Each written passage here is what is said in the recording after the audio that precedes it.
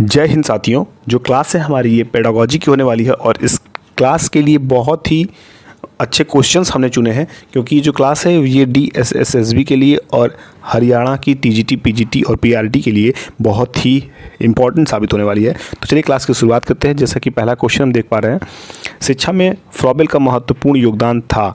अब डैश का विकास, तो किसका विकास का जो महत्वपूर्ण योगदान था वो दिया, किसने दिया है? फ्रॉबेल का। तो कौन सा ऑप्शन सही होगा? व्यावसायिक school, public school, Latin school या किंडरगार्टन। तो ये क्वेश्चंस जो भी लोग पेडागोजी के अध्ययन किए होंगे वो सभी लोग कर लेंगे, क्योंकि किंडरगार्टन की जो शुरुआत हुई थी वो किंडरगार्टन का जो विकास हुआ था, शिक्षा में फ्रॉबेल का महत्वपूर्ण योगदान था। दूसरा क्वेश्चन है, जो भी लोग चैनल को सब्सक्राइब नहीं किए वो चैनल को सब्सक्राइब कर लें, क्योंकि जो भी अपडेट्स आपको आनी होंगी सब्सक्राइब कर लेंगे तो टाइम टू टाइम आपको बेल आइकन प्रेस करने के बाद आपको मिलती रहेंगी।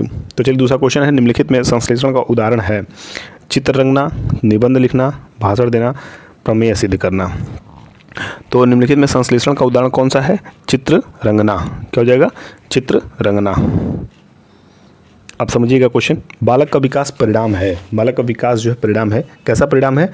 वंशानुक्रम का, दूसरा है वंशानुक्रम तथा वातावरण की अंतर प्रक्रिया का, तीसरा है वातावरण का और चौथा है आर्थिक कारकों का।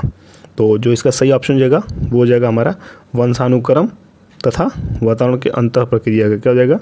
ये जो दूसरा ऑप्शन है वंशानुक्रम तथा वातावरण की अंतर प्रक्रिया, तो इसका जो दूसरा ऑप्शन है तीसरे क्वेश्चन का सही हो जाएगा। चौथा क्वेश्चन हमारा है, श्यामपट्ट पर लिखते समय सबसे महत्वपूर्ण क्या है?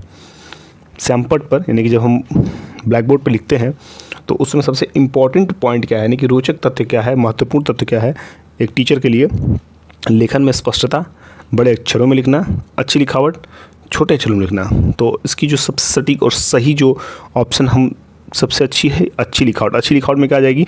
बड़े अक्षर में लिखना और स्पष्टता लिखना। तो ये हर हाल में अच्छी लिखावट के अंतर्गत समाहित हो जाएगी। यहाँ देखिए 5वां क्वेश्चन है, आपकी कक्षा में एक छात्र देर से आता है और आप उसके साथ कैसा व्यवहार करेंगे? तो इस ऑप्शन के थ्रू आपसे पूछा गया आपका व्यवहार कैसा रहेगा उस छात्र के प्रति जो छात्र आपकी कक्षा में देर से पहुंचता है। ऑप्शन फर्स्ट है, उसके अभिभावक को सूचित करेंगे, उसे दंड देंगे, कारण जानने की चेष्टा करेंगे, उस पर कोई ध्यान नहीं देंगे। तो जो इसका सही ऑप्शन हो जाएगा कारण जानने की चेष्टा करेंगे। कोई भी अगर बच्चा हमारे क्लास में लेट आता है तो सबसे पहले जो हमारे दिमाग में कोई क्वेश्चन आता है, कोई क्वेश्चन अगर उठता है तो ये होता है कि इसका पहले हम कारण जान लें कि क्यों ये बच्चा लेट हुआ है। हम उसके अभिभावक को सूचित अभी नहीं करेंगे। अगर मान लीजिए कोई गलत काम कर रहा है जिसकी वजह से उसे लेट हुआ है तो बिल्कुल करेंगे, उसे दंड भी देंगे। काम उसका ऐसा दंड लायक होना चाहिए और उस पर कोई ध्यान देंगे तो ये बिल्कुल तो बेफिजूल का ऑप्शन है, इसको हमें ध्यान नहीं देना है। हमारा जो तीसरा ऑप्शन है ये बिल्कुल सही है, इसी को हमें टिक करना है। छठा क्वेश्चन है, किसी विद्यार्थी की सबसे महत्वपूर्ण विशेषता है। जो किसी विद्यार्थी की जो सबसे महत्वपूर्ण विशेषता क्या है? उत्तरदायित्व, आज्ञाकारिता, ईमानदारी या सहभागिता। तो सबसे जो इम्पोर्टेंट है आज्ञाकारिता। ओबीडियंट होना चाहिए, स्टूडेंट को ओबीडियंट होना चाहिए अपने टीचर के प्रति, अपने गार्जियन के प्रति। अगर आज्ञाकारिता नहीं रहेगा उसके अंदर तो बिल्कुल ही वो मतलब समझिए कि एकदम उसके पास कुछ है ही नहीं। स्टूडेंट के कोई भी जो पॉइंट्स होते हैं उसके पास है नहीं। तो एक विद्यार्थी के लिए सबसे महत्वपूर्ण जो विशेषता है वो आज्ञाकारिता होनी चाहिए, यानी कि आज्ञाकारी तो हर हाल में होना चाहिए। 7वां प्रश्न है, वे कौन से बाह्य कारक हैं जो एक बालक को कक्षा में रुचि लेने से रोकते हैं? अब बताना है कि जो बाह्य कारक हैं जो किसी बच्चे को कक्षा में रुचि लेने से रोकते हैं उस पर हमें थोड़ा देखना है क्वेश्चन को। भावना और मनोभाव, बालक का दृष्टिकोण, संस्कृति और प्रशिक्षण, लक्ष्य और प्रयोजन। तो जो इसका सबसे सटीक और सही ऑप्शन जाएगा बालक का दृष्टिकोण। जो बालक का दृष्टिकोण होता है ना वही बच्चे को कक्षा में रुचि लेने से रोकते हैं। तो सबसे बड़ी जो जिम्मेदारी है बालक का जो दृष्टिकोण है, पहले दृष्टिकोण सही हो तो उसे कोई नहीं रोक सकता है। लेकिन हम क्या है कि जो मतलब अगर हम किसी स्टूडेंट की बात करें तो वो 4 दिशाओं में सोचता है, बाहर की भी सोचेगा, घर की भी सोचेगा, स्कूल की भी सोचेगा और भी अन्य जगहों की सोचेगा। तो इसलिए उसका दृष्टिकोण जो होता है बहुत मायने रखता है। 8वां प्रश्न है, निःशक्त बालकों की शिक्षा के लिए प्रावधान किया जा सकता है। यहाँ प्रावधान हो जाएगा तो समावेशी शिक्षा द्वारा, मुख्य धारा में डालकर, समाकलन द्वारा, चौथा इनमें से कोई नहीं। तो इसका सही ऑप्शन जो होगा समावेशित शिक्षा द्वारा। समावेशित शिक्षा द्वारा निःशक्त बालकों की शिक्षा के लिए प्रावधान किया जा सकता है। नवा क्वेश्चन है, देखिएगा नवा क्वेश्चन, प्रतिभाशाली होने का संकेत नहीं है। प्रतिभाशाली होने का संकेत नहीं है।